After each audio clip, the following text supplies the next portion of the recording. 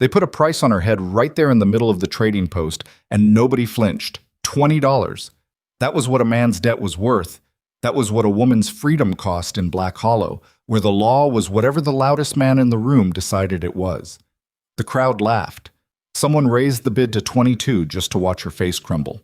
And in the back of that smoky, stinking room stood a man who hadn't spoken a single word to another human being in 4 months.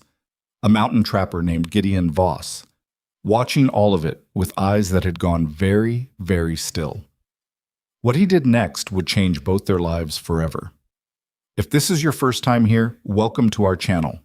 Hit that subscribe button and become part of our family, so you never miss the stories we bring you every week. And before we begin, drop a comment telling us the city or country you're watching from. I want to see how far this story travels. Hit the like button if you believe one decent act can crack open a life that has been sealed shut for years. Now settle in, because this one runs deep. The last town before the mountain swallowed everything was Black Hollow, and it had never been pretty. It sat in a crease between two long ridge lines, the kind of geography that funneled wind down the main street in January like water through a broken pipe. The buildings leaned. The mud on the road had frozen into hard ruts that could snap a horse's ankle if the animal stepped wrong. And the few residents who called the place permanent had learned to walk with their eyes down and their shoulders hunched, because looking up in Black Hollow had a way of involving you in things you hadn't asked for. Gideon Voss rode in just after noon on a gray Thursday in late November, his pack horse loaded light because he'd put it off too long and the real cold was already coming. He could smell it, that particular sharpness in the air, not quite like regular cold, that meant serious winter was maybe a week out, maybe less. He'd been trapping the northern ridges for 17 years, and his nose for weather was better than most almanacs. He needed salt. He needed lamp oil, 2 pounds of it if Hatcher's Dry Goods still had stock. He needed a new file for his skinning knives, and if the price was reasonable, a box of .44 cartridges. That was the entire list. He'd written it on a scrap of paper not because he'd forget it, but because it gave him something to look at while he was in town, so he didn't have to look at people. Gideon was not, as a rule, a man who spent time around people if he could help it. He tied both horses at the rail outside Hatcher's, checked that the tie was secure. He'd had a pack horse wander once, and it had cost him a miserable afternoon, and pushed through the door into the smell of tobacco and tallow and unwashed bodies that he'd learned to hold his breath against. The dry goods was half full.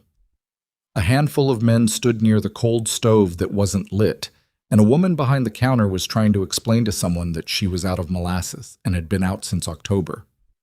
Nobody paid attention to Gideon walking in, which was exactly how he preferred it.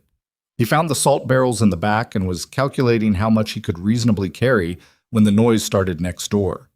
Black Hollow's trading post shared a wall with Hatcher's Dry Goods, and that wall was thin enough that you could hear arguments through it without trying.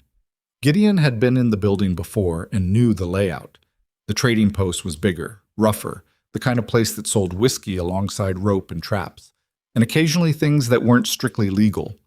He heard a man's voice rise, high and agitated, the voice of someone who'd lost something and was working himself up about it. He heard laughter. He heard a sound that took him a moment to place, and then he placed it. A woman crying quietly, the specific sound of someone trying very hard not to make noise while making noise anyway. He stood there by the salt barrels for a moment. Then he picked up his salt and walked to the door that connected the two buildings, the one that was always propped open to let heat circulate, and he looked through it. The scene he walked into had the particular ugliness of something everyone present had quietly agreed to pretend was normal. There were maybe 15 men in the trading post. Some were drinking. Some were watching with the flat, entertained expressions of people at a cockfight. At the counter stood a thin man in his 40s with the yellowish skin of someone whose liver had been working hard for years. Later, Gideon would learn his name was Cord Pelly, and Pelly was agitated in that specific, frantic way of a gambling man who'd run out of options and was pretending he hadn't. Beside him stood a young woman. She was somewhere in her mid-20s, though she looked older the way hard circumstances made people look older, not in wrinkles but in a certain flatness around the eyes, a way of holding the jaw that said she had learned to brace for impact. She was wearing a coat that was too thin for the weather and boots that didn't match, and her dark hair had come loose from whatever she'd pinned it with. Her hands were clasped in front of her. She wasn't struggling. She wasn't screaming. She was doing the thing that Gideon had seen frightened animals do, going very still, making herself small, waiting to see which direction the danger moved. $20, Pelly was saying, his voice cracking on the number. She's healthy. She's young enough. She can cook and sew and work a garden. $20 is a steal, and every man in this room knows it. The man behind the counter, a heavy-set fellow named Rudd, who ran the trading post and had the moral compass of a weather vane, was leaning on his elbows and watching with professional detachment, like he'd seen this kind of transaction before, and it bored him somewhat. $20 for what exactly? Someone in the crowd called out. What are the terms? She's mine to sell, Shem, Pelly said, and his voice had that particular defiant shakiness of a man who knew what he was saying was wrong and was committed to saying it anyway.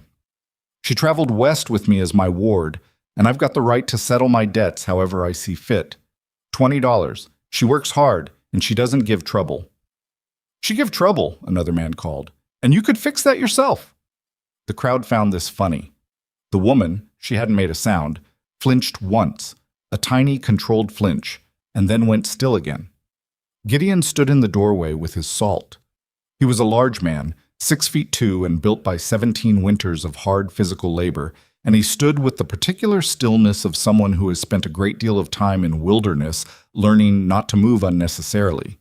He had a beard that needed attention, and a coat that had seen better decades, and eyes that were a pale, washed-out gray that people tended to find unsettling without being able to say why. He did not look like a man in the grip of a moral crisis.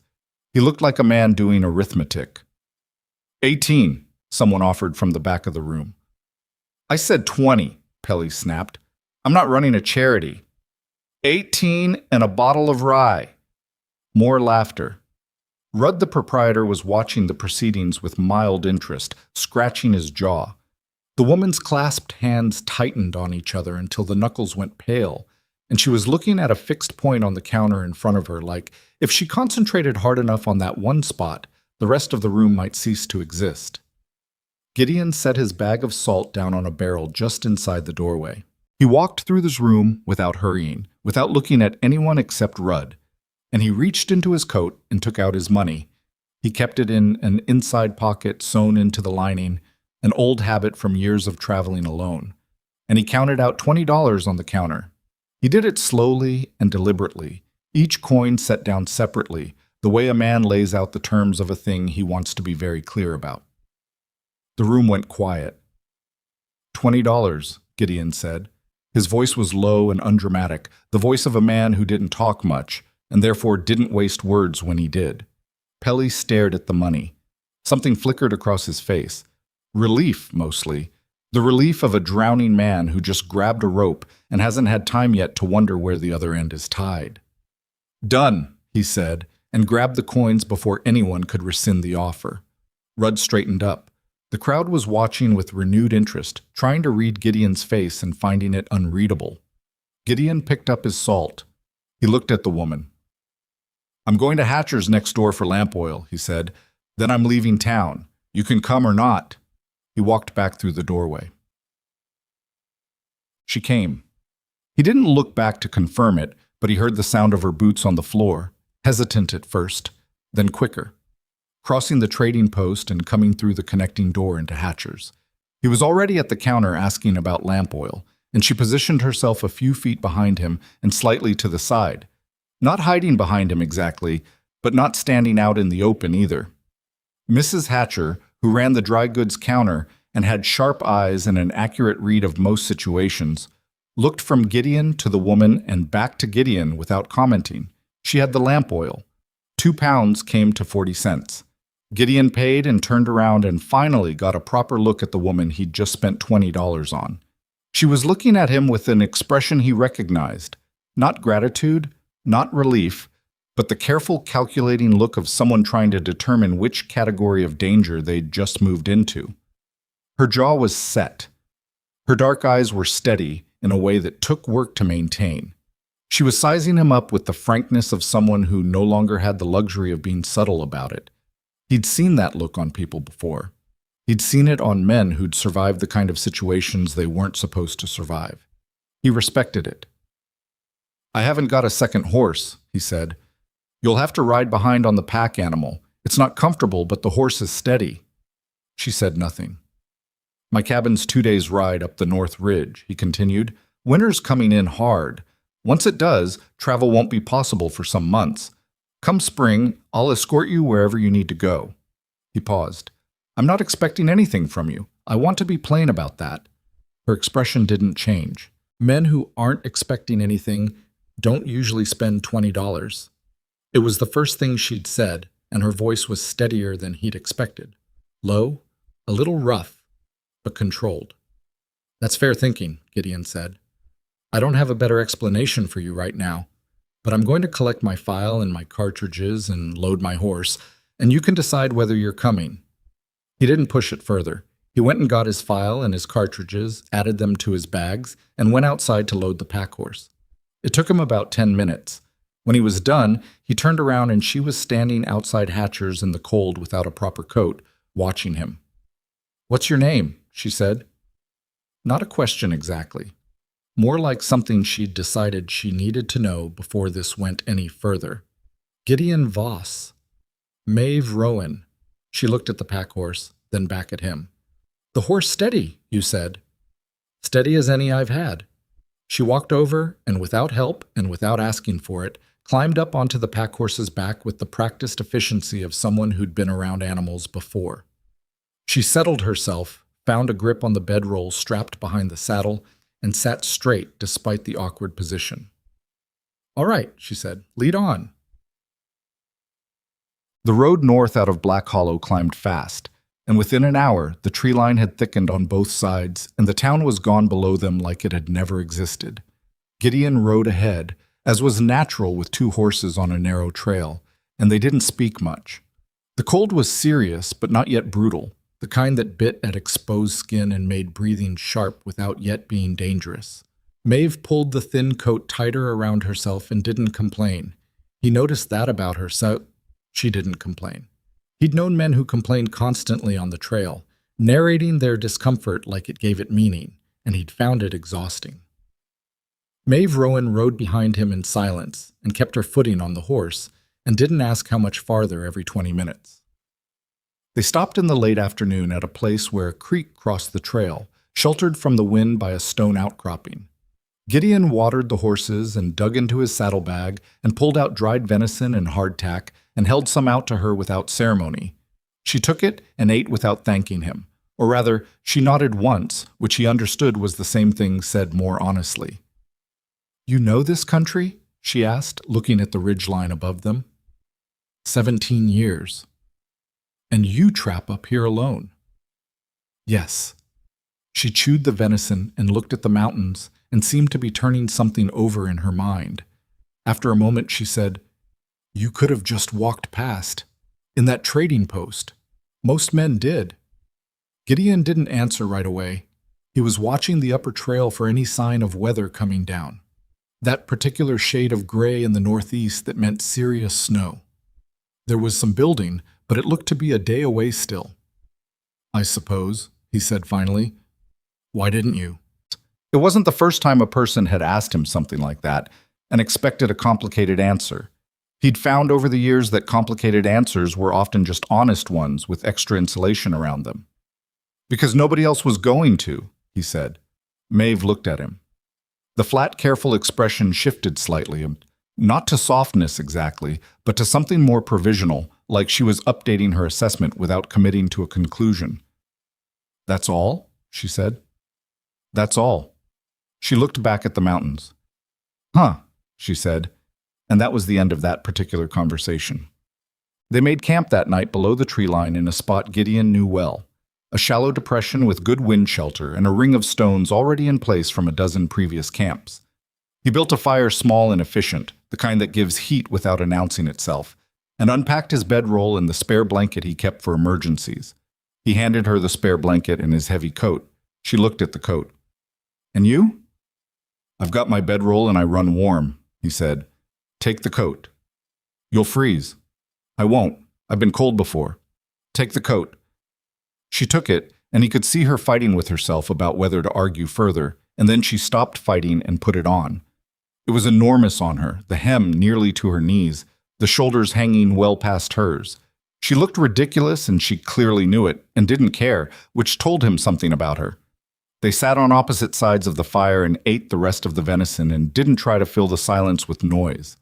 Above them, the stars were coming out hard and clean the way they only did at elevation in deep cold, and the horses were settled and quiet. "How far is it?" she said eventually. "The cabin. Tomorrow noon we hit the high pass. From there, another 6-7 hours, depending on conditions. So we'll arrive at night." "Close to it, yes." She nodded, pulling the overlarge coat tighter. The fire moved in the wind, and her face shifted in and out of the light. She was looking at the flames with that same focused look she'd had in the trading post, that deliberate concentration on one fixed point. "You said come spring, you'd escort me wherever I need to go," she said. "That's right." "And you meant that." "I mean what I say," Gideon said. "Not always much worth meaning, but I mean it." Silence fell again. A log shifted in the fire, sending a small shower of sparks upward. Somewhere up the ridge, a branch cracked under the weight of cold, sharp, and clear as a rifle shot, and both of them looked up at the sound, and then looked back at the fire. "I don't know where I need to go," Maeve said quietly. Not to him exactly, more to the fire, or the dark beyond it. "I haven't known for a while." Gideon looked at her but said nothing. He'd learned over the years that some statements didn't need answers. They just needed to be let out into the air where they could exist without being immediately solved. She didn't elaborate. He didn't press. They slept on opposite sides of the dying fire, and in the morning they broke camp in the gray pre-dawn light and continued north, the mountains rising around them like walls. And whatever Maeve Rowan was carrying inside her, she carried it quietly and kept riding. And Gideon rode ahead and brought them through the high pass before the snow started. The cabin was dark and cold when they arrived, just as twilight was going purple in the west. He got the fire going first, always the fire first, and stood back and watched it catch and spread to the larger logs. And behind him he heard Maeve step inside out of the wind and close the door and stand in the cabin that was his entire world for most of the year. The single room with its bunk and its stone fireplace, and its one table, and its shelves of provisions and trapping tools, and the rifle hung above the door. He heard her breathing steady out as the warmth began to reach her. "This is it," he said. Not an apology, just a statement. "It's enough," she said, and she sounded like she meant it, which was the only opinion on the matter he cared about. Outside, the snow started, soft and steady, the first real snow of winter laying itself down over the mountains like a lid closing. And inside the fire built and the cabin got warm, and Gideon Voss, who had been alone for a very long time, listened to another person breathe in the same room as him and tried to figure out what exactly he'd started. He couldn't figure it out. He put more wood on the fire and let it go. The first 3 days in the cabin, Maeve Rowan didn't ask for anything. That in itself told Gideon something. People who'd been through hard circumstances tended to fall into one of two patterns. They either couldn't stop talking, filling silence like it was dangerous, or they went quiet in a specific way that had weight to it, the quiet of someone rationing themselves. Maeve was the second kind. She moved carefully through the small space, always aware of where he was, always leaving extra room between them even when the cabin's dimensions made that awkward. She offered to help with tasks before he could ask. She ate what was put in front of her without comment. She slept in the bunk he'd given her, and he slept on the floor near the fire. And if she thought that arrangement was strange, she didn't say so. On the fourth morning, she woke before him, which surprised him. Gideon had spent 17 years waking at first light out of pure habit, and he'd never once had someone beat him to it. He came up from sleep to the sound of something moving in the cabin and had his hand on the rifle that he kept within arm's reach before he'd fully opened his eyes. Then he smelled coffee. He put the rifle down.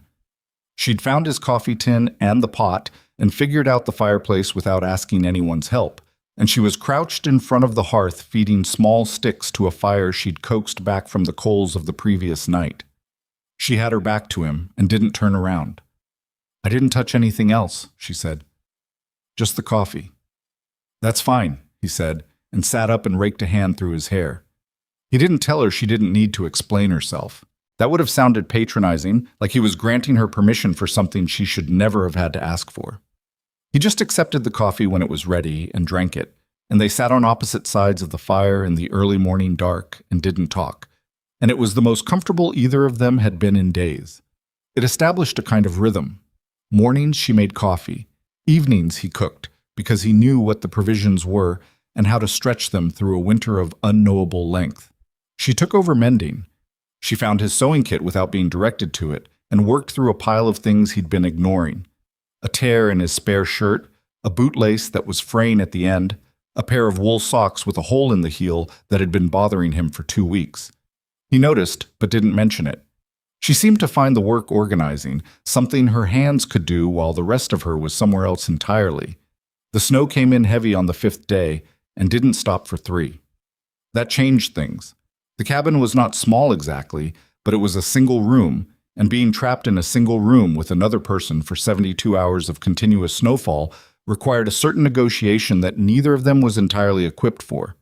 Gideon found reasons to go outside, checking on the horses in the lean-to he'd built against the cabin's east wall, clearing snow off the roof edge where it had a tendency to build dangerous weight, gathering wood from the stacked pile under the overhang.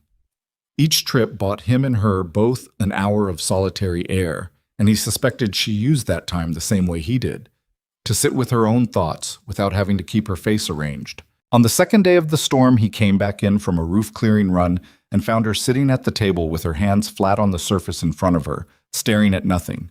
She heard him come in, and the blankness left her face immediately, replaced with that careful, neutral expression she'd learned to wear. But he'd seen the half-second before it came back, and what he'd seen was not something he wanted to look at too directly and then have to pretend he hadn't. He hung his coat, knocked the snow off his boots, and went to the fire to warm his hands. "There's dried apple in the tin on the 2nd shelf," he said, without turning around. "If you want something." A pause. "I'm all right." "I know, but it's there." He heard her shift on the bench, and then the sound of the tin being lifted from the shelf. He kept his back to her and warmed his hands and didn't make anything of it. What he'd seen on her face, that unguarded, hollow look, was not grief exactly, or it was grief of a specific kind, the kind that came from loss that hadn't finished arriving yet. He recognized it the same way you recognize a type of weather you've been caught in before, by the particular way it felt in your chest before you could name it. He thought about it that night, lying on his bedroll by the banked fire while she slept in the bunk. He hadn't asked her anything about where she'd come from or how she'd ended up in Cord Pelly's grip in the trading post at Black Hollow. That wasn't squeamishness on his part. He'd ask eventually, practical information that would matter when spring came and he needed to know where to take her. He just hadn't pushed because she wasn't ready, and he understood that there was a difference between a person not saying something and a person not knowing how. The storm broke on the 3rd day and left the world outside white and absolute and impossibly quiet. Gideon dug out the door in the lean-to entrance and checked on the horses, who were irritable but fine, and came back in to find Maeve standing at the single window in her coat, looking at the snow with her arms folded. "You can go outside if you want," he said. "The footing's rough, but there's a clear path between here and the lean-to." "I know," she said. "I was just looking." He started sorting through his trap supplies at the table. After a minute, she went outside, and through the window he could see her standing in the snow about 20 feet from the cabin door, face tipped back, looking up at the sky. She stood that way for a long time. He didn't watch for too long. It wasn't his business. When she came back in, her cheeks were red from the cold, and something in her face had loosened slightly. She sat at the table across from him. "You told me in Black Hollow," she said, "that once winter ends, you'd escort me wherever I needed to go." "That's right." She was looking at the tabletop. Then she looked up. "What if where I need to go isn't east? What if it's not toward safety?" Gideon set down the trap he'd been checking. He gave her his full attention. "Then you'd need to tell me what you meant," he said. She was quiet for a moment. Her hands, which had been flat on the table, drew together. He watched her make a decision. Not the decision to tell him, he thought, that one had been made somewhere in the 3 days of snow. The decision he was watching her make was about how to begin. She reached into the pocket of her coat, the thin one she'd been wearing when he found her, which she'd kept even though his spare was warmer. And she set something on the table between them. It was a small, carved wolf, maybe 3 inches long, rough-hewn from a dark piece of wood. Whoever had made it wasn't a trained carver. The proportions were approximate, the surface unsmoothed, but the shape was unmistakable. A wolf in motion, head down, legs reaching forward. Something about it was strangely alive despite its crudeness, or because of it. Gideon looked at it. "My son made that," Maeve said. "He's 6 years old. His name is Owen." Her voice was level, and she was keeping it level with deliberate effort. "He found a piece of wood, and he said he was going to make a wolf, and I told him wolves were hard, and he said he was going to try anyway." She stopped, swallowed. He wasn't a naturally patient child, but he worked on that thing for 4 days until he had something that looked enough like a wolf to be a wolf. Gideon didn't move. "Cord Pelly was his father's brother," Maeve said. "When my husband died 2 years ago, there was debt. More than I knew about. I had nothing, no family nearby, nowhere to go. Pelly offered to take us west, said there was work out here, said I could pay back what my husband owed by working, and he'd keep Owen fed and safe in the meantime." She paused. "I believed him because I needed to believe someone." She was still looking at the wooden wolf. 3 months ago, he lost a hand of cards in a town called Ridgeback. He lost badly, and when he couldn't pay, he offered the man across the table something else. She said it flat. Not flat from lack of feeling, flat from too much of it, packed down too hard to move. "He gave away Owen." The words landed in the cabin like something dropped from a height. Gideon said nothing. He waited. "The man's name is Burkett. He runs ore operations, mines, processing camps. He takes workers of all kinds, doesn't care much about age." Her jaw moved. "Owen is 6 years old and he's been inside one of those camps since September, and I've been trying to get to him, but Pelly kept moving, kept promising he'd fix it, kept using me as collateral against other debts. While I couldn't—" She stopped herself, pressed her lips together. Her eyes were very bright, and she was clearly furious at herself for that, for the brightness. "I found out where the camp is. It's a place called Iron Ridge. I know that much. That's all I know." Gideon looked at the wooden wolf on the table between them. He thought about what he knew of Iron Ridge. He'd been past it twice, years ago, a mining settlement in a valley 2 days southeast, rough country, the kind of place that extracted things from the earth and from people with equal indifference. He'd heard enough since then to know it hadn't improved. "How long has he been there?" he said. "Almost 3 months. "He's alive," Gideon said. "I know you're afraid he isn't, but Burkett's operations are labor operations, not— They keep workers alive because live workers are useful." He said it plainly, not to comfort her, but because it was true, and she needed true things more than she needed soft ones. Maeve looked at him, and her expression shifted. A flash of something raw, and then it went back under. "You know about Burkett." "I know the name. I know the camp's reputation." He paused. "It's not a good reputation." "I know what it is." She said it with a sudden, fierce exhaustion, like she'd been carrying the knowledge of it for months, and the weight had not gotten lighter. "I know what they do to children in those camps. Owen is small. He's clever, but he's small, and he's been there since September, and it is now the end of November, and every week I spent with Pelly while he made promises was another week that I—" She stopped again. This time she didn't try to control her face. She just let what was on it be there, and what was on it was the specific devastation of someone who has had to watch time move while being powerless to stop it. The carved wolf sat on the table between them. Gideon looked at it for a long time. Then he said, "The pass is closed, won't be passable for 10-12 weeks in a winter this heavy."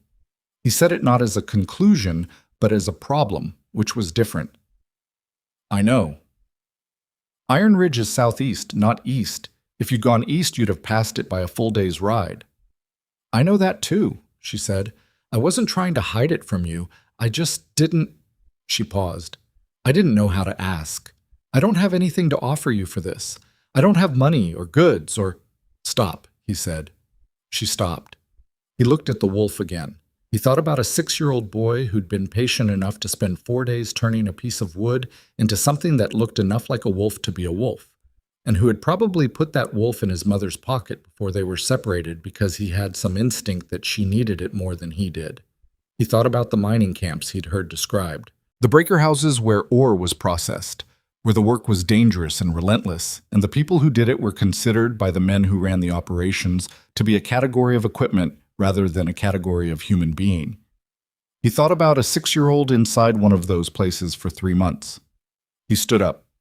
"Try to sleep," he said. "I need to go through my supplies tonight and figure out what we'll need."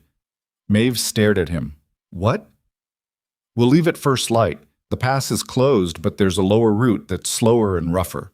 It'll add 2 days to the travel, but it stays below the worst of the snow line." He was already moving to the shelf where he kept his maps. Rough, hand-drawn things, more notation than drawing, trails and elevations marked in his own cramped handwriting.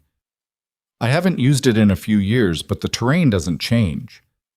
"Gideon," she said his name with the specific emphasis of someone who isn't sure they're understanding what they're hearing. "You'd leave the cabin. For the whole winter. I've slept outside before." "That's not what I mean." He turned around.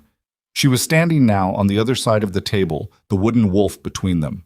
Her expression was open in a way he hadn't seen on her face before. Not the controlled neutral, not the careful assessment, but something stripped down to just the question underneath it. "Why?" she said. "Why would you do this?" He'd been asked a version of this question before, back in Black Hollow, and he'd given her the honest answer then, because nobody else was going to. He thought about saying the same thing now. It was still true, but it wasn't the whole of it anymore, and he wasn't the kind of man who hid behind partial truths just because they were easier. "Because he's a child," Gideon said. "And because that—" He nodded at the wolf. "Because no boy who makes something like that should be inside an ore camp." Maeve looked at him for a long time. The fire moved and the light moved, and neither of them said anything. Then she sat back down on the bench, slowly, like her legs had decided the conversation was over before the rest of her had. She put her hand around the wooden wolf and held it. "All right," she said. "Quiet. Steady. All right." He went back to his maps and supplies, and behind him he heard her breathing change, slower, heavier, the particular sound of a person who has been holding something very heavy for a very long time and has just been given, not relief exactly, but the possibility of it. The promise that the wait might end somewhere up ahead. He sorted his ammunition and checked his rifle and made a list of provisions in his head. The lower pass route would take them through exposed country. Not as bad as the high pass in winter, but not easy either. He'd need to plan for weather, for delays, for the possibility that Iron Ridge's layout had changed since he'd last had information on it. He'd need to think carefully about how to approach the operation, because walking into a guarded mining camp with a rifle and no plan was how men became cautionary tales. He'd also need to think about what he was walking into socially, the politics of a place like Iron Ridge, who answered to whom, where the pressure points were. Gideon Voss was not a subtle man by preference, but he was a practical one, and he understood that sometimes the most direct route was not the one that ran in a straight line. The fire burned down. He added 2 logs. Outside the night was profoundly still, the way mountains got after a heavy snow when the world was muffled under white, and the cold was working its way down through the roof and the walls, but the fire kept it at bay. At some point he heard Maeve's breathing shift into sleep. He kept working by firelight, his pen moving across the edge of his map, marking the lower route and the distances and the places where he remembered good shelter and the places where he remembered the footing was treacherous. He was not a man who frightened easily. He'd spent 17 years in terrain that would kill you cheerfully if you let it, and he'd developed a kind of working relationship with danger. Not comfortable exactly, but honest. He knew what he was capable of. What he was walking into at Iron Ridge was a different category of risk. Men were more unpredictable than mountains. They had interests and alliances and weapons, and the specific cruelty that came from operating in a system that told them cruelty was commerce. But he'd made a decision, and it was made, and he was not the kind of man who unmade decisions in the small hours while the fire was low. He finished his notes and folded the map and looked across the cabin at Maeve Rowan sleeping with her hand curled around her son's wooden wolf, and he thought about the fact that she'd carried that thing through whatever she'd been through with Pelly, through the trading post at Black Hollow, where she'd stood very still and waited for the danger to resolve itself, and up the mountain to a stranger's cabin. Had kept it in the pocket of a coat that wasn't warm enough, because it was the one thing she still had of him. He turned back to the fire and added another log and let it go. Dawn was going to come early, and there was a long road ahead, and a child waiting at the end of it. The lower pass route was every bit as rough as Gideon had warned, and then some. They left the cabin before dawn, packing light and practical. Ammunition, provisions for a week, the heavy bedrolls, and Gideon's medical kit, which was not sophisticated but had seen him through enough situations that he trusted it. Maeve wore his spare coat, the heavier one, without argument this time. She'd moved past the stage of refusing things out of pride. That was progress of a kind, though neither of them framed it that way. The first day's travel went southwest along a series of ridges that Gideon knew well enough to navigate in poor light, which was fortunate because the sky closed in by mid-morning and stayed gray and low for the rest of the day. The snow on the lower route was knee-deep in places, shallower where the wind had scoured the exposed rock faces, and the horses worked hard through all of it. Maeve rode without complaining. She'd gotten comfortable enough on the pack horse that she could read its movements now, shift her weight to help it instead of fighting it, and Gideon noticed that too without saying anything about it. They talked more on the trail than they had in the cabin. Something about moving loosened speech. The fact that they were both looking ahead instead of at each other took the pressure off. She told him about her husband, a man named Donald Rowan, who'd been a farrier by trade and a gambler by compulsion. Not a cruel man, she said, careful about that distinction, but a weak one in a specific direction, and weak men with strong habits left wide damage behind them when they went. I knew about the gambling when I married him, she said. I thought I could steady him. That's a thing women tell themselves. She said it without bitterness, just with the particular flatness of someone who'd already exhausted the bitterness and come out the other side. I was young, and I thought love was a kind of ballast. It isn't, not always. No, Gideon agreed, not always. Owen was enough for me to stay, and then Donald died of a fever, and the debt came due all at once, and Pelly was there with his promises. She was quiet for a moment, watching the trail ahead. I've made a lot of decisions based on not having any better options. I'm tired of that. Gideon didn't offer her reassurance. He offered her the honest thing instead. This one's different. This one you made yourself. She looked at the back of his head. He was riding ahead, and he couldn't see her face, but he heard what she did, which was let out a slow breath and not say anything more about it. By nightfall of the second day, the terrain began to drop, the ridgelines spreading apart, and through the trees in the valley below they could see the orange smear of fires and lantern light that meant Iron Ridge. They made camp on the high ground above the settlement and ate cold food, no fire. Gideon didn't want the smoke announcing their position, and sat in the dark, and he told her what he knew and what he'd worked out during the 2 days of riding. There are 3 main operations in Iron Ridge, he said. 2 ore mines and a processing facility. They call it the breaker house. The breaker house is where they process what the mines bring up, break it down, sort it. It's where they use children. He said that part plain and let it sit. Children are small enough to get between the machinery and clear blockages without stopping the whole operation. It keeps the ore moving faster. The men who run these operations know it's dangerous, and they do it anyway because the profit margin on speed is significant. Maeve was very still beside him in the dark. The man Burkett bought Owen from Pelly, Gideon continued, but Burkett may not be running the day-to-day operation. These setups usually have a foreman, a blacksmith who handles procurement and labor, buying and selling workers, keeping accounts. He's the one I need to find first. Why the blacksmith? Because the blacksmith knows where every piece of the operation is and how it's connected. The foreman's muscle. The blacksmith is the system. She absorbed this. And then what? And then I go to the breaker house. She said. He'd known this was coming. He'd spent 2 days deciding how to handle it. Maeve, she said again, and her voice had gone to something quiet and immovable, the tone of a person who has already had this argument with themselves and won. I'm not waiting at the edge of the settlement while you go in there. He's my son. I will be there.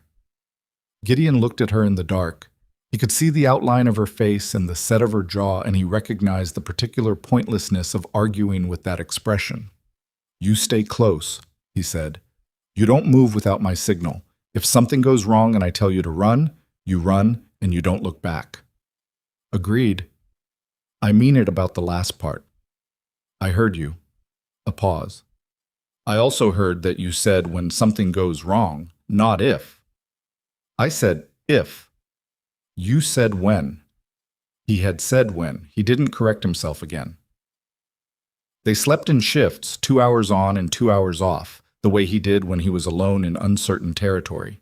Maeve took her watch without protest and woke him at the right time, and he respected that.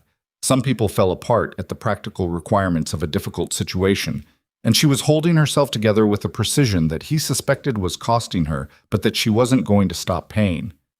Iron Ridge in the early morning was gray and functional, and completely indifferent to the two riders coming down off the ridge into the valley. It was bigger than Gideon had expected, 300 people at least, maybe 4, the kind of population that accumulated around extraction operations because there was money, and money pulled people the way blood pulled wolves.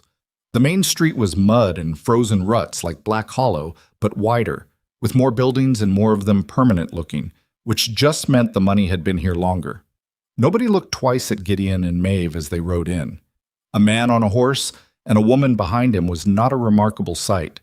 Gideon kept his expression neutral and his pace unhurried and scanned the buildings as they passed. He found the blacksmith's forge by the sound and the smell before he saw the sign. Coal smoke and the ring of hammer on metal, coming from a large building set back from the main street with a corral adjacent to it. He tied the horses and told Maeve to wait, and she gave him the look that meant she was going to wait, but wanted it on record that she didn't love the arrangement. Inside the forge was hot and loud and smelled of burning coal and iron.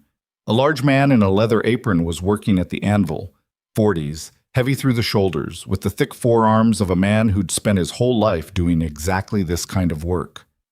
He didn't look up when Gideon came in. Help you, the blacksmith said. Not a question. Need information, Gideon said, willing to pay for it. The hammer slowed. The blacksmith looked up. He had small eyes that had learned to evaluate things quickly. Men, situations, profit margins. He took in Gideon's size and his rifle and his coat and the specific quality of his stillness, and he recalibrated slightly. What kind of information? A child was brought into this settlement about 3 months back. 6 years old boy, name of Owen. I need to know where he is now. The blacksmith went back to his hammering. Don't know anything about children. That's interesting, Gideon said, because I was told the man who handles labor procurement for Burkett's operation works out of this forge, and the same man bought the boy in question from a gambler named Pelly in September. He paused. So either you're not that man, or you've got a short memory. The hammering stopped. The blacksmith set his hammer down on the anvil with a deliberate sound and turned to face Gideon fully for the first time. His expression had gone past caution to something harder. You're making accusations, he said. I'm stating facts, Gideon said. There's a difference. The fact is, a child was sold into your operation illegally. There's no legal means of transferring custody of a minor for labor in this territory, regardless of what kind of debt was claimed. The fact is, I know the child is here, and I know roughly where. The fact is, I'm not the law, and I'm not here to make legal trouble for you. He let a moment pass. I'm here to take the boy and leave. That's the whole of what I want. The blacksmith stared at him. And if I say no? Gideon looked at him for a long, quiet moment. Then I'd encourage you to think carefully about what that means for you, specifically, because there are 2 ways this ends, and only one of them involves you continuing your business in this settlement. It was a bluff, partially. Gideon had no legal authority and no posse behind him, and the blacksmith almost certainly knew it. But reputation in frontier settlements was a currency, and Gideon had spent 17 years building one. Not deliberately, but through the accumulation of small incidents where he'd done things that got talked about. And the result was that in a certain radius of the northern mountains, his name meant something specific. He could see the blacksmith's calculation happening in real time, the weighing of what he knew against what he didn't. The blacksmith didn't say no. "Breaker House," he said flatly. "East end of the main operation. Ask for Petrie. Tell him Dodd sent you." He picked up his hammer again. "The boys in the second shift. Started an hour ago." Gideon nodded once and walked out. Maeve was waiting at the horses with her hands in her coat pockets and her eyes moving constantly across the street. She looked at his face when he came out and read it immediately. "The Breaker House," he said. "East End. Let's go." They rode the length of the settlement without hurrying, and Gideon used the time to look at everything.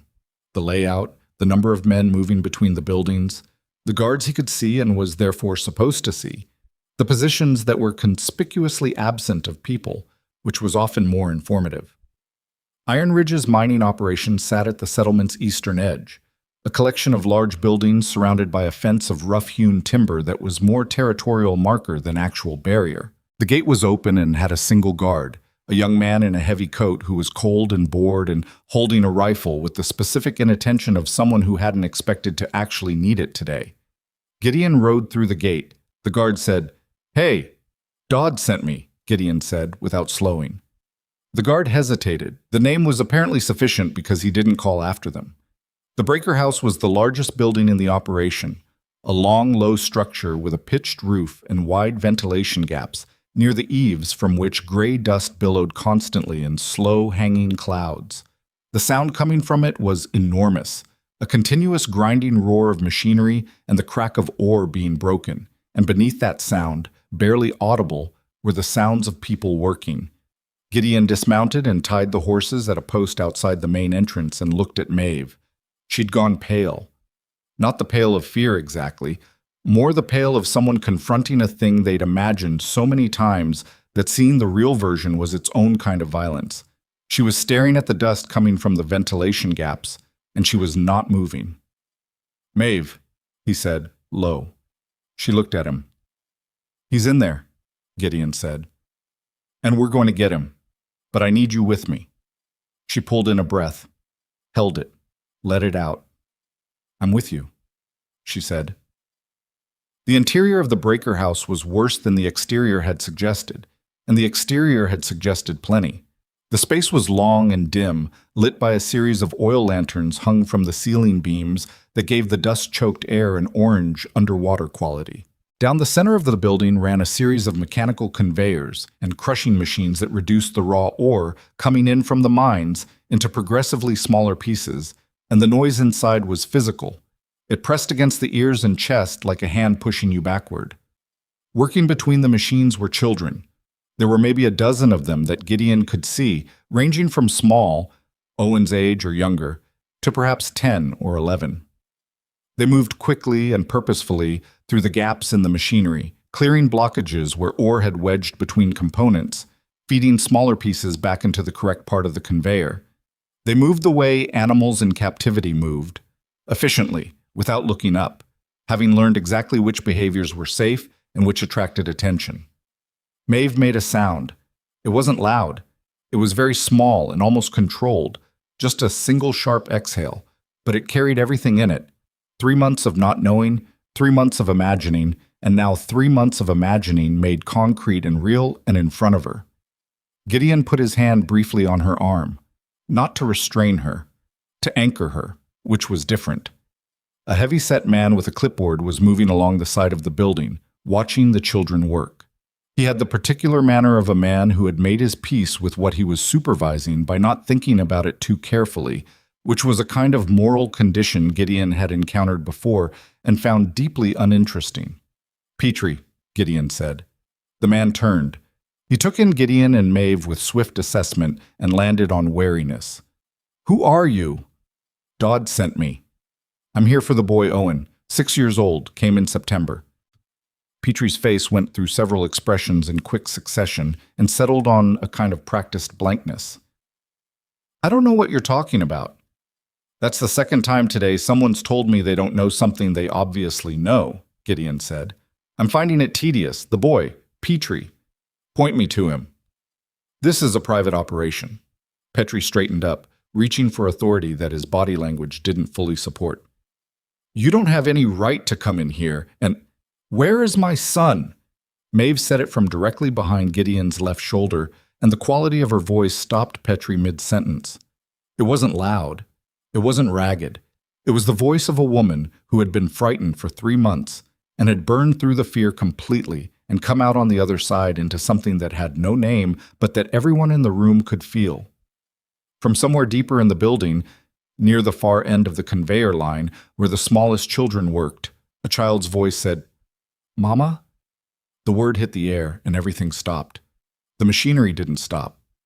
The machinery kept grinding and roaring, and it didn't care about anything. But everyone with a heartbeat in that building went still. Maeve pushed past Gideon. She moved fast, down the length of the building, past the machines and the other children and the hanging dust and the orange lamplight, toward the far end where a small figure had appeared between 2 pieces of equipment, a boy with dark hair and a thin, smudged face, and eyes that had just done the specific work of recognizing something he'd stopped letting himself expect. Gideon tracked Petrie was watching Maeve go with his mouth slightly open, recalculating. Then he looked at Gideon and seemed to remember he had options. He turned his head toward the 2 men who'd been standing near the far door, bigger than him, employed for exactly this kind of moment, and he opened his mouth. "Don't!" Gideon said. His voice was not loud. He didn't reach for the rifle. He just said the word and looked at Petrie with those pale, washed-out gray eyes, and something in Petrie's calculation changed. He closed his mouth. At the far end of the breaker house, Maeve had reached her son. She went to her knees on the grime-covered floor without hesitation, and Owen came out from between the machines, and she caught him and pulled him against her and held him with the specific urgency of someone who has been replaying this moment for 90 days and is still not sure it's real. The boy had his arms around her neck and his face pressed into her shoulder, and he wasn't making any sound that Gideon could hear over the machinery, but the way he was holding on said everything that needed saying. The 2 guards near the far door had started moving, not fast, not yet, still in the reading the situation phase, but moving. Gideon walked to the center of the building so that he could be clearly seen by everyone in it. He reached up and unsnapped the retention loop on his rifle scabbard, not drawing the rifle, just making the action visible and deliberate. Then he looked at the guards. Then he looked at Petrie. "I want to be clear about something," he said, pitching his voice to carry above the machinery. "The woman and the boy are leaving this building. That's going to happen. The question that's still open is what happens to everything else." He let that sit for a moment. "I know how these operations work. I know who Burkett answers to. I know the Territory Administrator's office is in Caldwell. And I know that child labor of this kind is not something the Territory Administrator, who has recently been under some political pressure to demonstrate his competence, would want documented and forwarded to the regional courts." Everything he'd said was accurate, but he'd said it with a confidence that implied he had more in reserve. "So, the woman and the boy leave, and then everyone in this building continues their mourning as if nothing happened. And nobody has to find out what a 6-year-old could describe to a court reporter about conditions in this facility." Nobody moved. The machinery ground on, indifferent. One of the guards looked at Petrie. Petrie looked at the floor. It was the look of a man deciding how much this particular situation was worth to him personally and arriving at an answer that was less than he'd have expected. "Let them go," Petrie said. His voice was flat and unhappy. Gideon walked to the far end of the breaker house. Maeve was still on the floor with Owen, and when Gideon reached them, she looked up at him with an expression he wasn't going to describe to himself or to anyone, an expression that needed no description. Owen turned his face and looked at Gideon with large, dark eyes that were Maeve's eyes in a smaller, more uncertain face. "Can you walk?" Gideon asked the boy. Owen looked at his mother. She nodded slightly. He looked back at Gideon and said with the specific seriousness of a 6-year-old who had been in a very difficult situation and was not going to be undignified about it, "Yes." "Good man," Gideon said. He straightened up and looked at Maeve. "We need to be outside in the next 2 minutes. Petrie's going to change his mind once I'm not looking at him." She got to her feet with Owen on her hip, carrying him like he weighed nothing, the way mothers carried children they were afraid to put down. They walked back through the breaker house.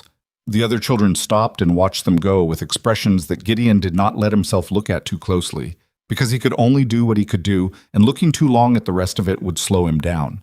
and through the main door into the cold outside air. It was cold and gray, and the dust from the ventilation gaps was drifting across the yard in thin streams.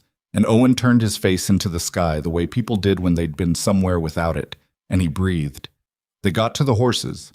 Gideon boosted Owen up first, then Maeve swung up behind him, and the boy sat between her arms with his hands gripping the horse's mane, and he still hadn't cried.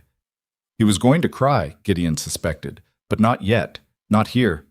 He'd wait until they were away from this place, until there was enough distance that it was safe, and that kind of self-possession in a 6-year-old was either admirable or heartbreaking depending on how you thought about childhood and what it was supposed to be. They rode out through the gate at a walk. The guard watched them go and didn't stop them. Behind them, the breaker house kept grinding, the machinery indifferent as always, and the dust kept drifting, and Iron Ridge kept doing what Iron Ridge had always done, which was extract things of value from whatever it could get its hands on and call that commerce. Gideon put the settlement behind him and didn't look back. By the time they hit the first ridge trail, the morning was fully light, cold, and clear, and the mountains rose ahead of them in long white lines. And Owen Rowan sat in front of his mother on the pack horse and held the horse's mane and watched the world open up ahead of them and said nothing, which was, Gideon thought, the most reasonable response anyone had had to anything in some time. They were a mile out before Gideon let himself breathe normally. 2 miles out before he accepted that no one was following. 3 miles out, when the valley of Iron Ridge had disappeared behind a fold of mountain and the trail was climbing steadily north and the air was clean and cold and empty of coal dust and grinding machinery, Owen turned his head and looked at Gideon riding ahead and said, in a voice that was almost conversational, "Are you the one who came to get me?" Gideon looked at the boy. "Your mother came to get you." Owen considered this. He looked up at Maeve, then back at Gideon. "But you helped." "Some," Gideon said. Owen turned back to face the trail ahead, apparently satisfied. He reached down and adjusted his grip on the horse's mane with a matter-of-factness that was quietly extraordinary. And Gideon faced forward too, and they rode north toward the mountains with the late morning light coming in low and flat across the snow. Owen cried on the second day. Not during the ride out. He'd held himself together with that unnerving, careful composure all the way through the afternoon and into their first camp, eating what Gideon put in front of him and answering direct questions in short, accurate sentences, and watching the fire with the specific alertness of a child who had learned to monitor his environment for threats. Maeve stayed close to him without smothering him, which took restraint Gideon could see was costing her, and he stayed across the fire and gave them the space that proximity couldn't quite provide. It was the second morning, an hour into riding, when Owen went quiet in a different way than his usual quiet. Gideon was ahead on the trail, but he heard it. The small, compressed sounds of a child fighting something and losing. And he didn't turn around. He kept his eyes on the trail ahead and let Maeve handle it, which she did. He heard her voice low and steady behind him. Not the words, just the tone. The particular frequency that mothers had that meant, I have you, you are not lost anymore. He heard Owen's crying get worse before it got better, the way crying always did when it finally got permission to exist, and then slowly, over the next mile of trail, it wound down into silence. When they stopped at noon to water the horses, Owen climbed down from the pack horse and walked directly to where Gideon was crouched at the creek's edge and stood beside him. I'm sorry about that, Owen said. Gideon looked at him. Don't be. I wasn't going to cry. Crying's reasonable, Gideon said. Given. Owen seemed to weigh this. He was a thin boy, underfed in the way that 3 months of inadequate food produced. Not just skinny, but hollow in the cheeks, with shadows under his eyes that shouldn't have been on a 6-year-old's face. His dark hair needed cutting. He had a scrape on his jaw that was healing to a scar. But his eyes were sharp and present, and they moved with the quick assessment of a child who'd had to learn fast what things meant and what people intended. How long until we get back to the cabin? He asked. 2 more days if the weather holds. Owen looked at the sky with the evaluating expression of someone attempting to form an opinion on the weather. Looks okay, he decided. It does, Gideon agreed. Owen crouched down next to him at the water's edge and watched the creek move under a thin skim of ice at the banks. After a moment he said, without particular inflection, The man at the breaker house, Petrie. He said nobody was coming for me. Gideon kept his eyes on the water. Petrie was wrong. I know, Owen paused, working out the sentence. I thought he might be right, after a while. People who are trying to control you say things like that, Gideon said. It's easier to manage someone who doesn't expect to be found. Owen was quiet, processing. Then, but you came anyway. Your mother came. She would have come with or without me. I just knew the route. This was partially true, and Gideon was aware it was partially true, but he meant the core of it. Maeve Rowan would have found a way to Iron Ridge on her own eventually, through weather or bad roads or worse odds, because that particular kind of determination didn't run out. He'd just shortened the timeline and improved the odds and handled a blacksmith and a foreman, none of which changed whose rescue it fundamentally was. Owen seemed to consider Gideon's answer carefully, the way he considered most things. Then he reached into the pocket of his coat, a coat that was 2 sizes too large, scavenged from somewhere in the Iron Ridge operation, the sleeves rolled up multiple times, and he pulled out a small piece of wood, not carved into anything, just a piece of raw wood he'd been carrying. He turned it over in his fingers. I've been looking for a good piece, he said, since I lost my wolf. Gideon reached into his own coat pocket and took out the carved wolf that Maeve had put there the morning they left the cabin, pressing it into his hand without explanation while Owen was loading the horses. He set it on the flat rock between them. Owen went completely still. He stared at the wolf for a long time. Then he reached out and picked it up with both hands and held it and looked at his mother, who was standing a few feet away refilling the water skins and pretending not to watch, and the expression that crossed his face was too large for his small features to contain properly. She kept it, he said. The whole time, Gideon said. Owen closed his hands around the wolf and held it against his chest and didn't say anything else. He didn't need to. He climbed back to the pack horse and let Gideon boost him up, and they rode north. And Owen held the carved wolf in his closed fist the entire afternoon.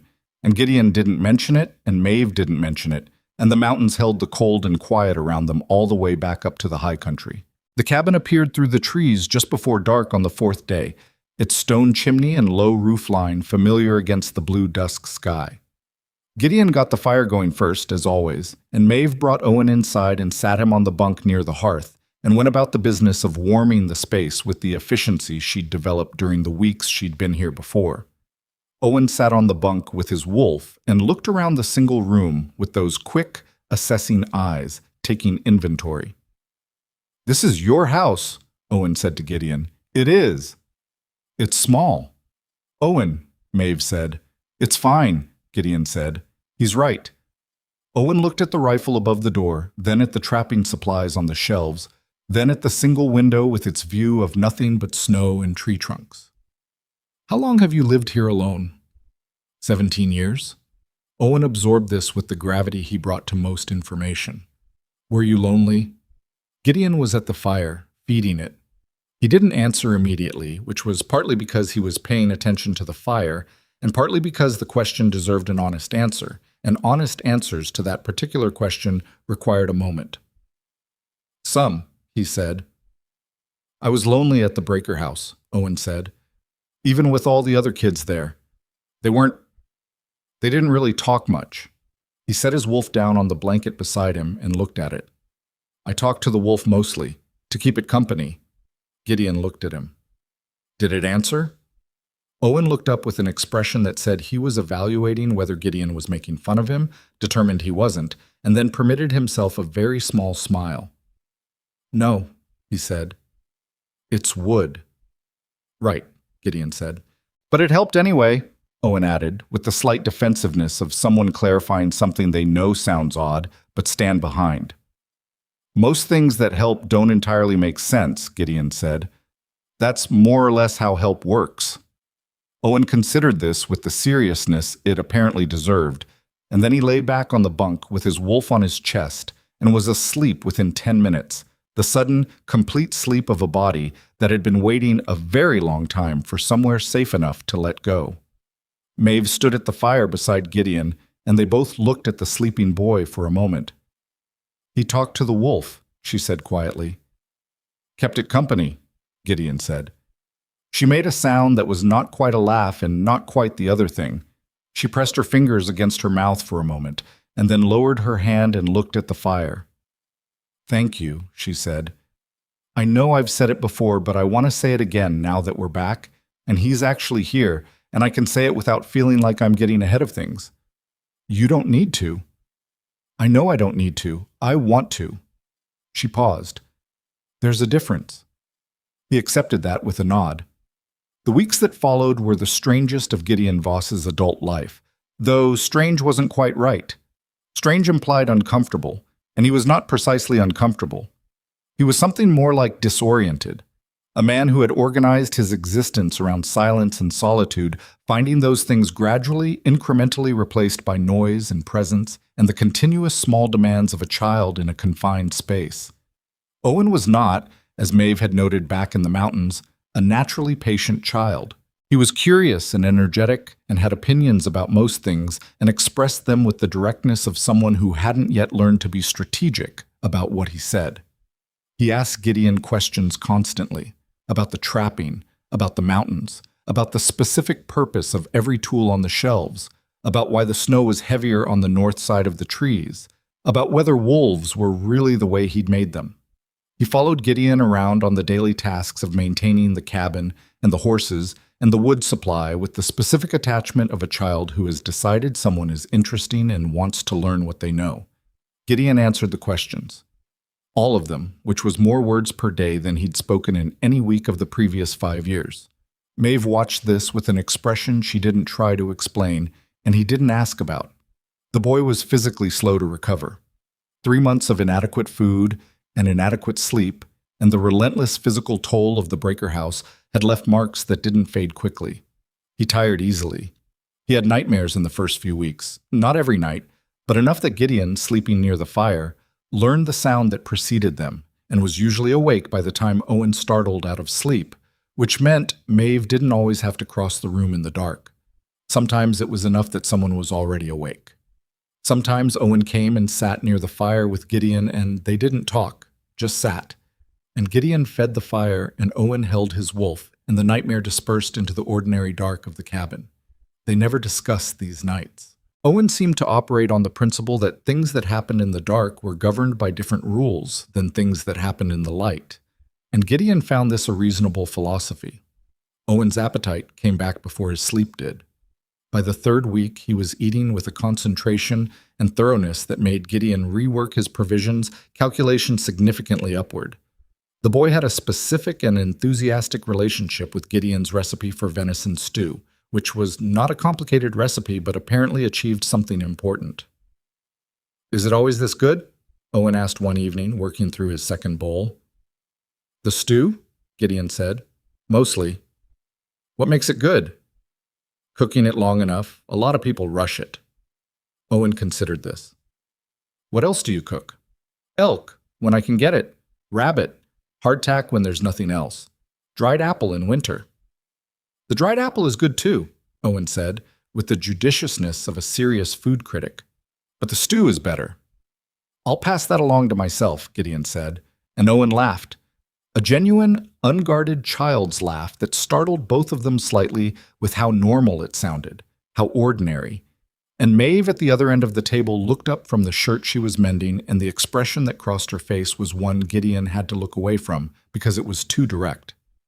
Winter deepened, and then, with the particular stubbornness of high mountain winters, deepened further.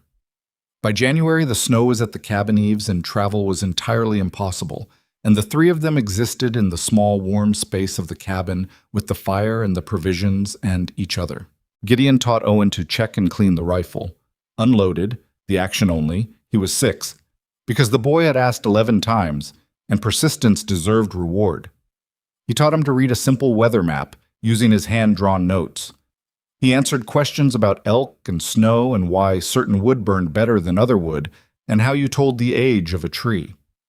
In return, Owen taught him, without intending to, how to have another person in a space without bracing against it, how to let someone else's sounds, a child's fidgeting, a woman's quiet work, the small specific noises of people living, become part of a room rather than an intrusion into it. Maeve read to Owen in the evenings from the 2 books Gideon kept on the shelf, both of which Owen consumed and then demanded discussed. She cooked on alternate evenings with Gideon, and they developed without discussion a functional kitchen partnership where each knew what the other was doing and neither got in the other's way, the kind of domestic fluency that usually took a long time to build. She fixed things around the cabin, a loose shelf bracket, a drafty gap in the window frame she packed with wadded wool. And Gideon noticed each repair without commenting and felt the accumulated weight of being noticed after a long time of not being. One evening in February, after Owen was asleep, Maeve sat at the table with her hands around a cup of coffee and looked at Gideon across the fire. "Can I ask you something personal?" she said. "You can ask. Did you ever... Was there someone before you came up here?" He was quiet for a moment. The fire moved. "A woman named Clara, in another territory. Years ago. We were going to build something together, and then we didn't." He said it without dramatics, the way you said things that were old enough to have lost their sharpest edges. She needed someone who was going to stay in one place and grow in that place, and I was already pointed toward the mountains. It wasn't cruelty on either side. It was just... He paused. Incompatible directions. Did you regret it? Some. Less as time went on. He looked at the fire. I told myself the solitude was what I wanted. I think mostly it was what I was suited for. Those aren't always the same thing. Maeve was quiet, looking at her coffee. Why did you ask? He said. Because I'm trying to understand you, she said, and I keep finding pieces that don't match the picture I'd have expected. What picture would you have expected? A man who bought a woman he didn't know out of a trading post and walked her up a mountain and gave her his bed and then went into a mining camp for her child. She stopped. I would have expected an angle. There's always an angle. Maybe not always. No, she said. Maybe not always. She looked at him directly, the way she did when she decided something. That's what I'm trying to understand. Gideon didn't know what to say to that, so he said nothing, and Maeve finished her coffee and went to the bunk and slept. And he sat by the fire for another hour in the way he always did, but the silence was different than it used to be. It had different things in it. March came and the snow began to shift, not melting yet, but changing in quality, the way snow did when it was winter's last argument rather than its main body. Gideon began quietly and without announcement to prepare for what came next.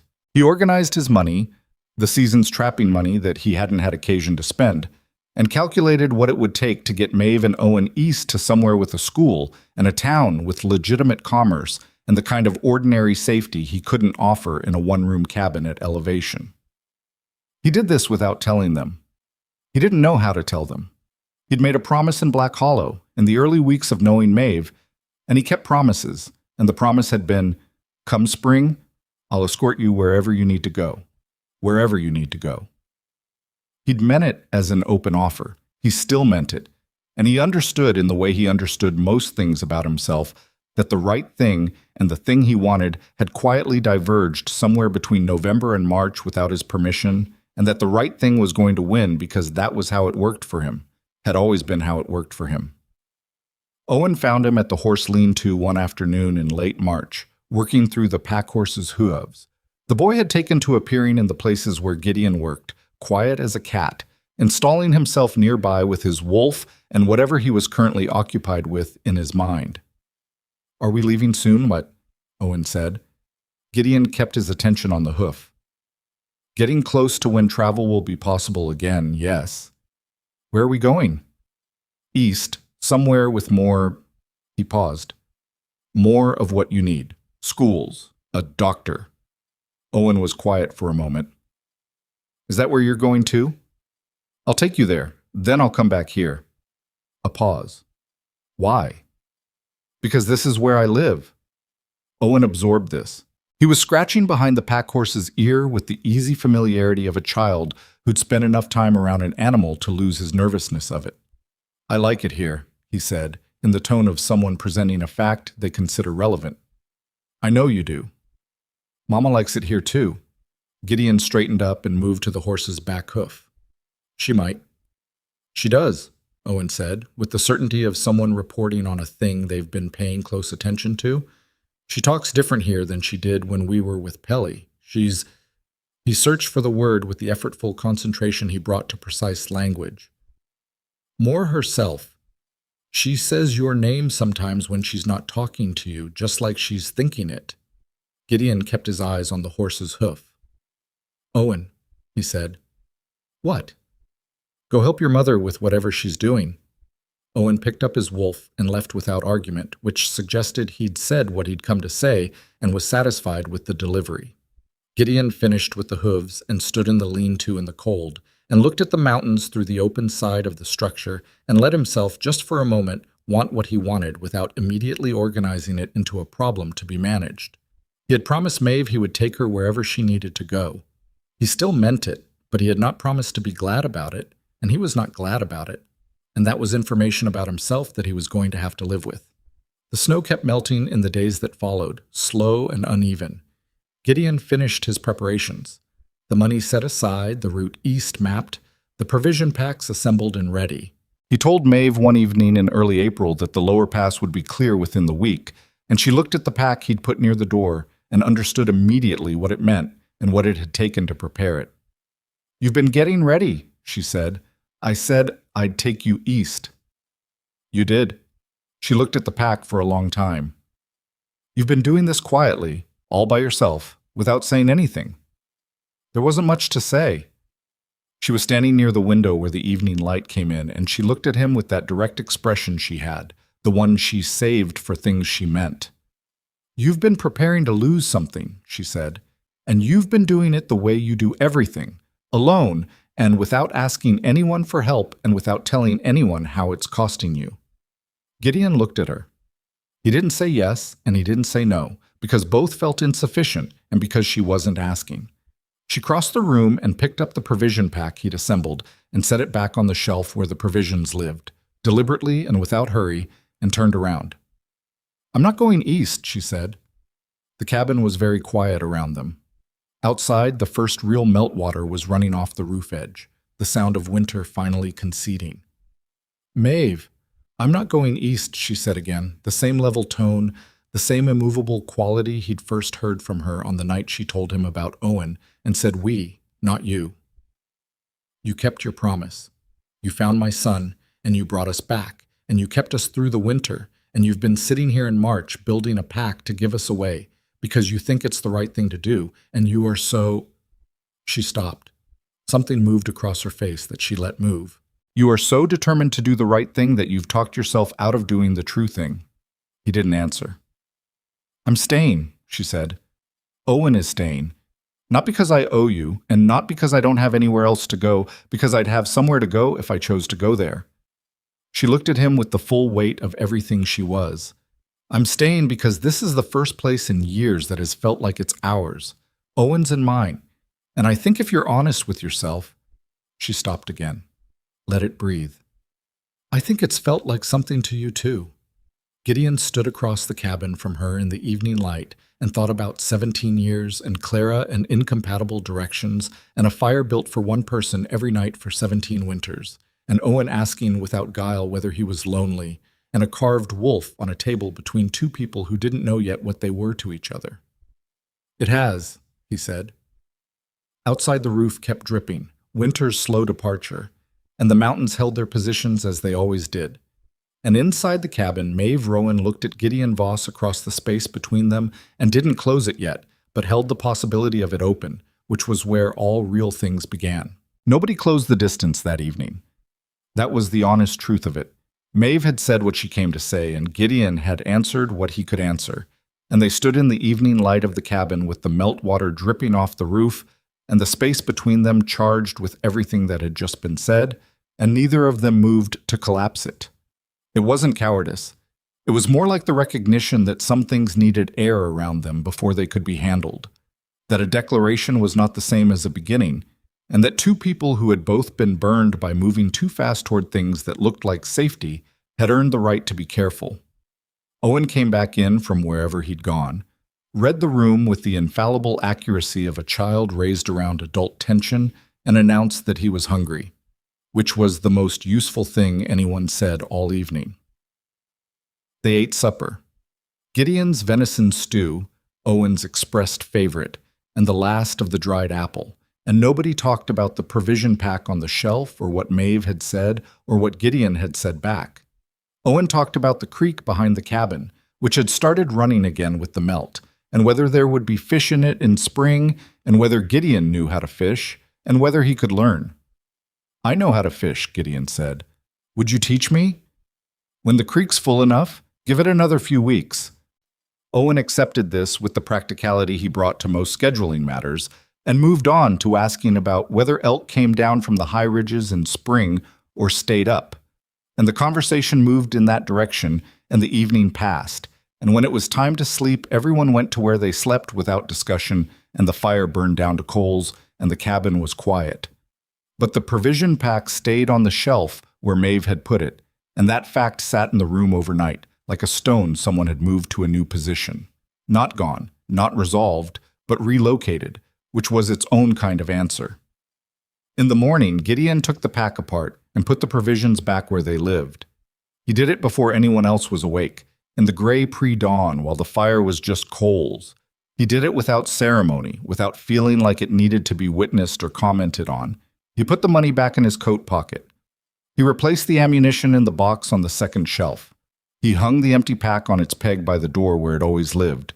Then he rebuilt the fire and put the coffee on and sat at the table and looked out the window at the dark shape of the mountains against a sky that was just beginning to suggest the possibility of morning.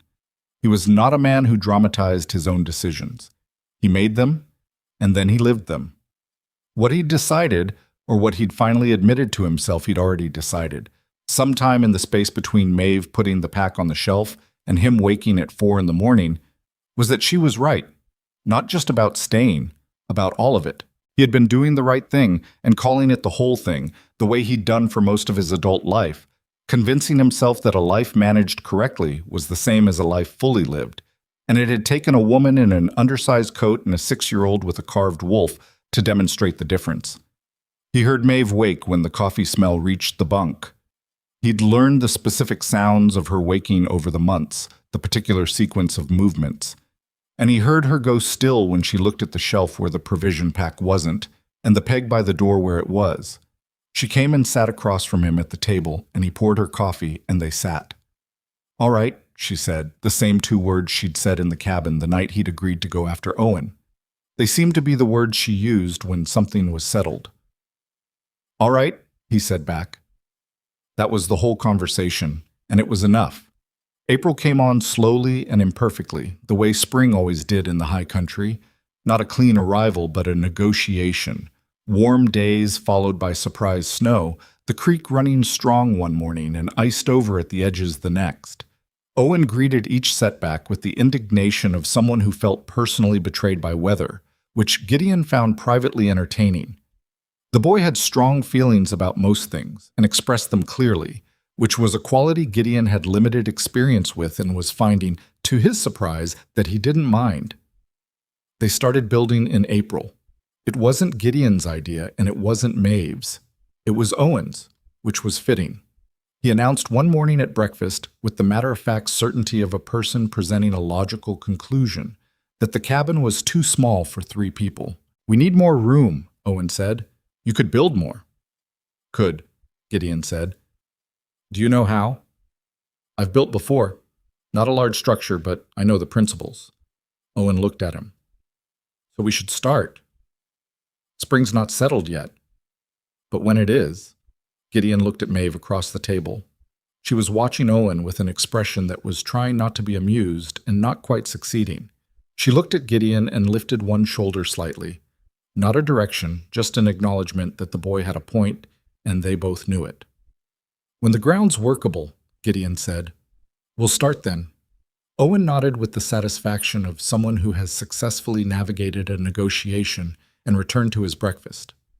They started the last week of April, when the ground had softened enough to work and the serious snow risk had passed.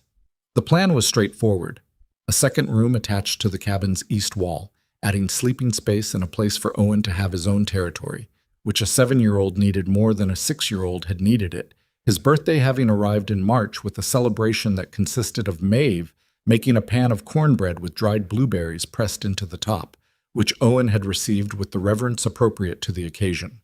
Gideon had built the original cabin alone over the course of one long summer 17 years ago, and he'd been capable but inefficient, spending as much time solving problems as actually building. Working with two other people was different. Maeve was competent and precise.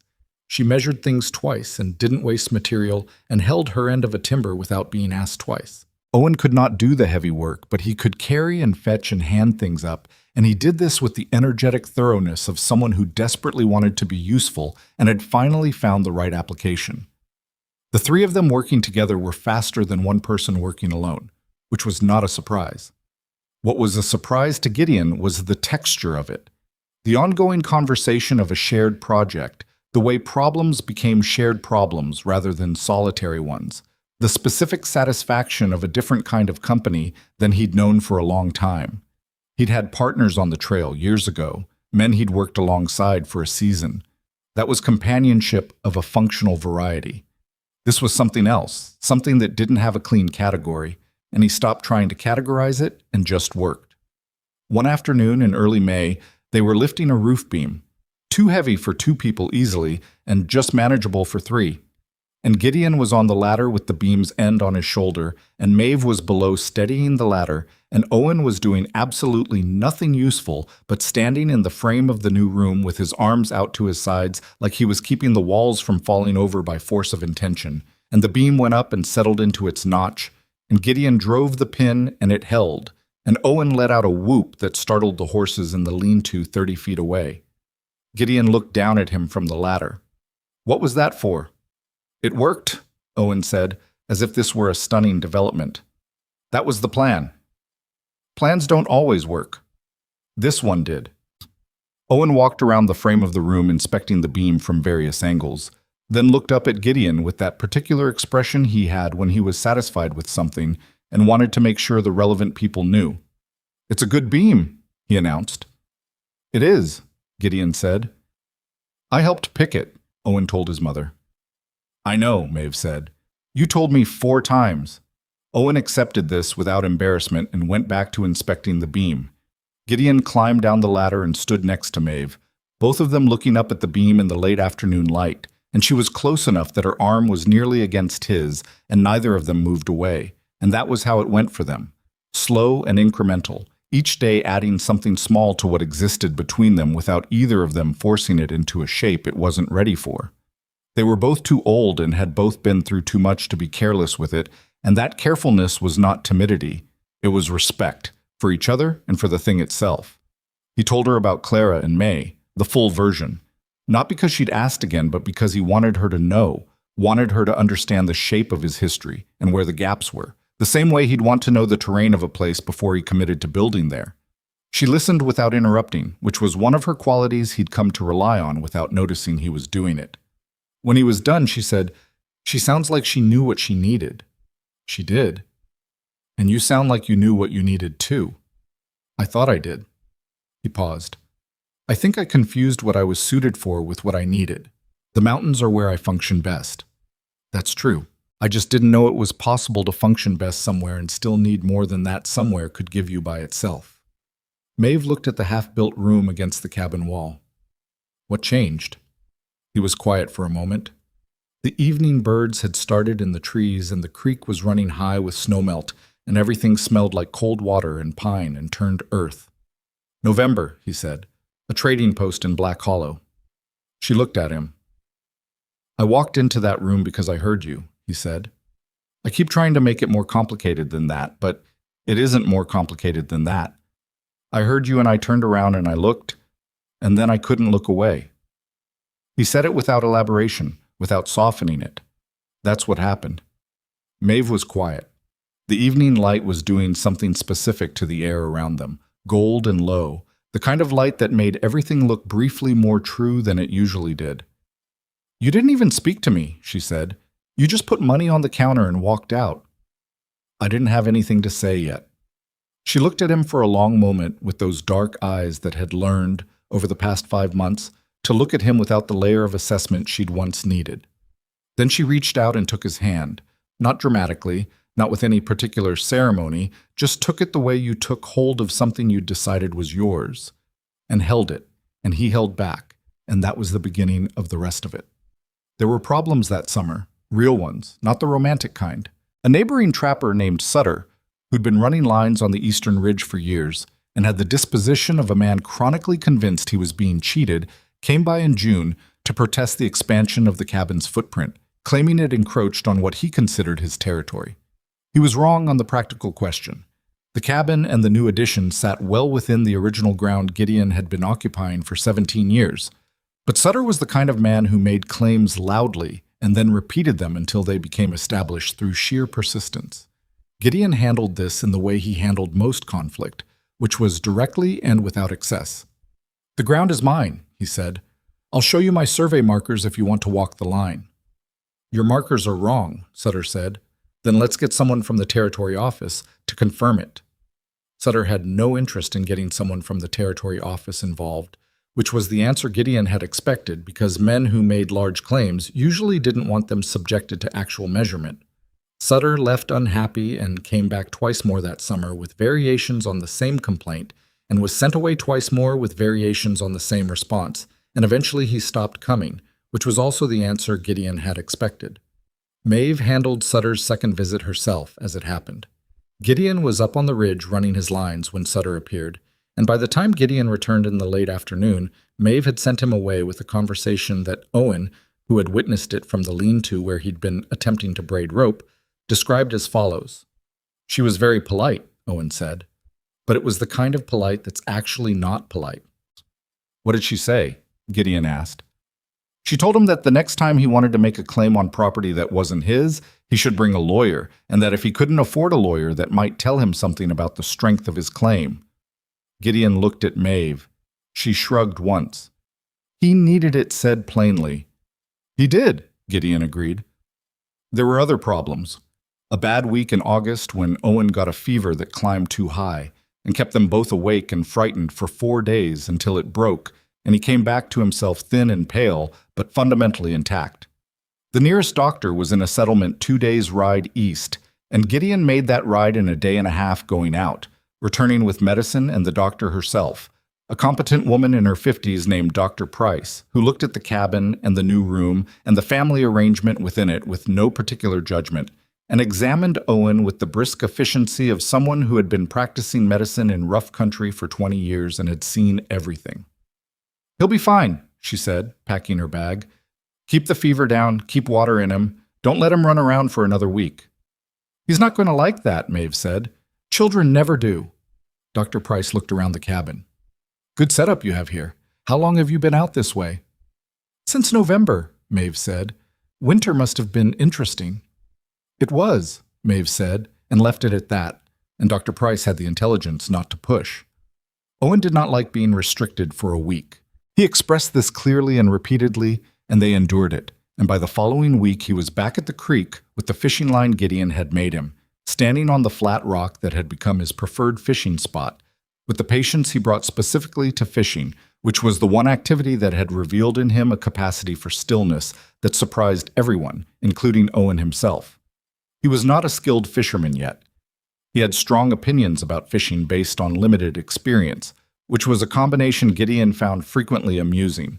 But he caught things often enough to maintain his interest, and on the afternoons when Gideon worked nearby, mending equipment, checking the wood supply, the endless maintenance of a working homestead, and Owen fished and the creek ran and the mountains stood in every direction. The quiet between them was the specific quiet of two people who had found their way to an understanding without either of them being entirely sure how it had happened. "Can I call you something?" Owen said one afternoon in September. He was watching his line and not looking at Gideon when he said it. Gideon looked at him. "You call me Gideon." "I know." Owen was quiet for a moment, still watching the water. "I mean something else." Gideon set down what he was working on. He understood what the boy was asking, and he understood that it required careful handling, not because he didn't know his own answer, which he'd known without having to examine it for some time now, but because a child asking that question had been hurt before by men who had made promises they didn't keep. and the answer needed to carry the weight of being true. "What would you want to call me?" Gideon said. Owen shrugged in the way that meant he had a specific answer he wasn't ready to say directly. Something that said you were... He stopped, tried again. Something that said you were ours, mine and Mama's. Gideon was quiet for a moment. "Then call me that," he said. Owen looked at him for the first time in the conversation, quickly, checking his face for the thing that would tell him whether the answer was real or performed. He checked carefully, because he'd learned to check carefully, because people said things and then meant something smaller than what they'd said. He checked Gideon's face for a long moment. Whatever he found there was sufficient. He turned back to his fishing line. "Okay," he said, and then, quietly, with the particular matter-of-factness of someone setting a thing into its rightful place. "Okay, Papa." Gideon looked at the creek and said nothing and let that word find where it lived inside him, and it found it without trouble, and it stayed. By October, the homestead had acquired its identity. Not just a cabin anymore, but a working place. The new room completed and Owen's territory established within it. A small vegetable garden that Maeve had planted in the spring, now put to bed for winter. The wood supply stacked high and sufficient, the horses fat from summer grazing.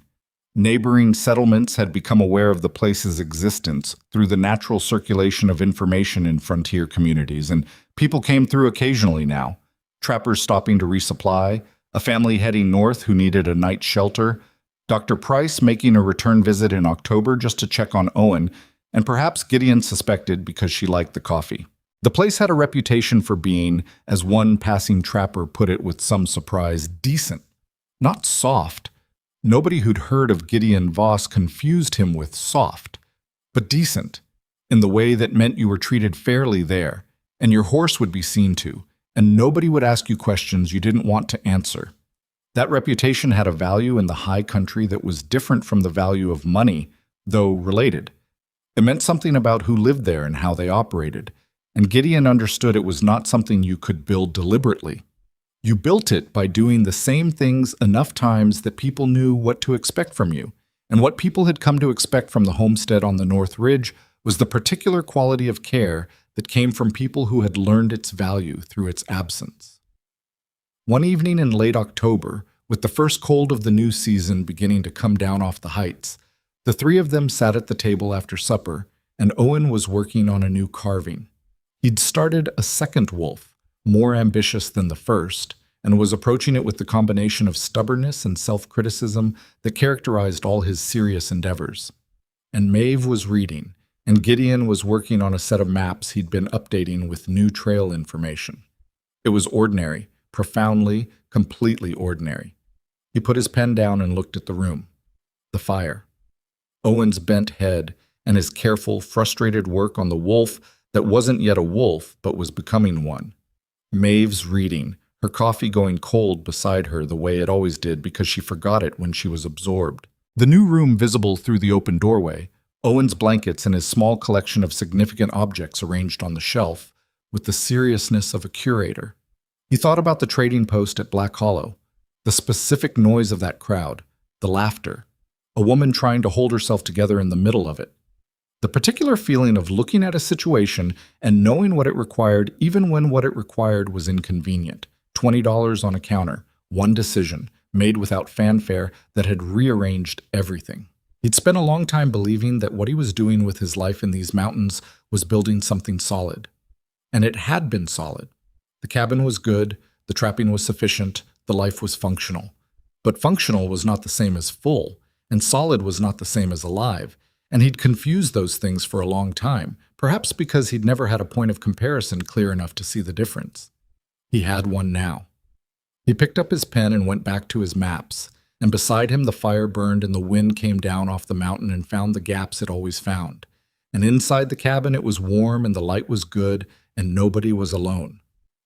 That winter, Owen finished the second wolf.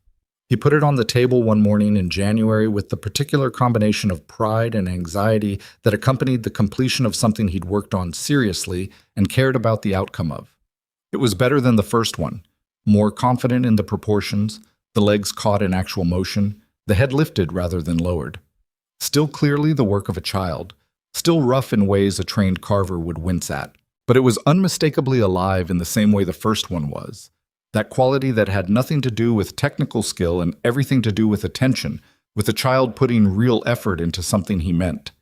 Gideon looked at it for a long time. "Well," Owen said. "It's good," Gideon said. "Better than the first." Owen examined his own work critically. "The back leg isn't right." "No, it isn't, but the head is." Owen looked at the head. "I worked on the head a long time." "It shows." Owen picked up the wolf and turned it in his hands. Then he set it down in front of Gideon. "That one's yours," he said. Gideon looked at him.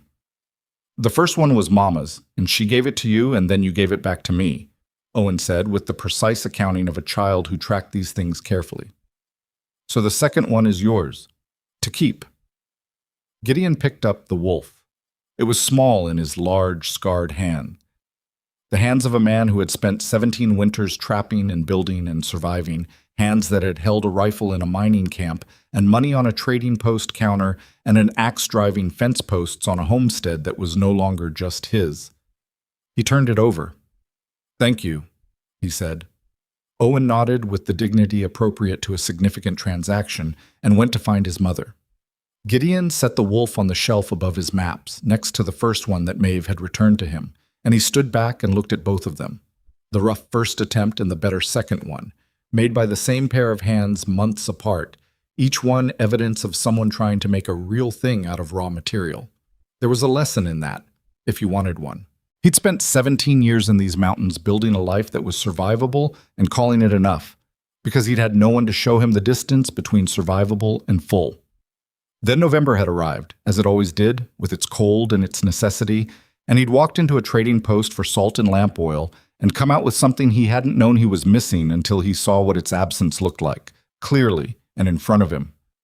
The mountains he'd chosen for their silence had given him that silence faithfully, for 17 years, without complaint. They'd given him what he asked for. That was the nature of things that couldn't love you. They gave you exactly what you asked for, and not one thing more. And if what you asked for was solitude, you got solitude, complete and permanent and absolutely sufficient for surviving. You just didn't get anything else. He'd spent the first half of his life believing that anything else was something other people needed. The ones who were softer or less organized or less capable of their own company. He understood now, not as an idea but as something he'd lived, that needing other people was not a weakness in a person. It was just the truth of what people were. The ones who convinced themselves otherwise weren't stronger. They were just lonelier and had gotten good at calling it strength. He was not going to be lonely anymore. Outside, the January wind was building against the walls and the mountains held their winter positions and the snow was beginning. And inside the cabin, his family was alive and present and imperfect and entirely real. And Gideon Voss, who had once believed the wilderness was all he needed to survive, had finally learned the difference between surviving and living. And he was not going to forget it.